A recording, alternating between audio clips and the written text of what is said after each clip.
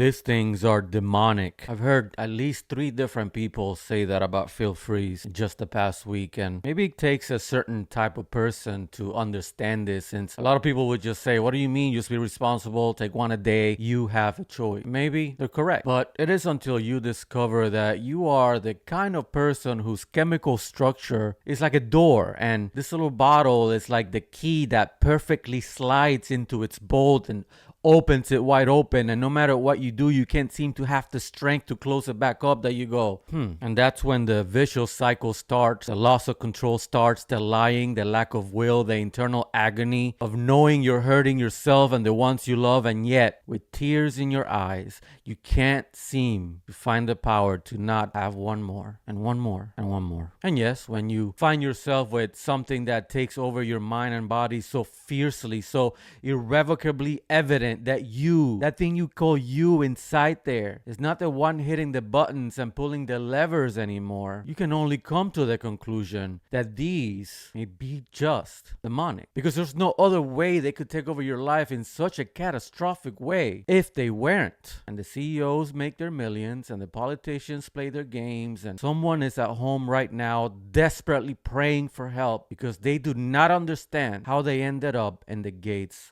of hell. My name is Jay Chirino. I am a writer. I am a recovering feel-free addict. I don't really know what truly makes this thing so addictive to a certain subset of people, including myself. But my only advice would be, don't try the key at the door just to see if it fits. Make sure to follow for more info on tips and addiction, and read The Flawed Ones for a journey straight into the world of addiction and mental health.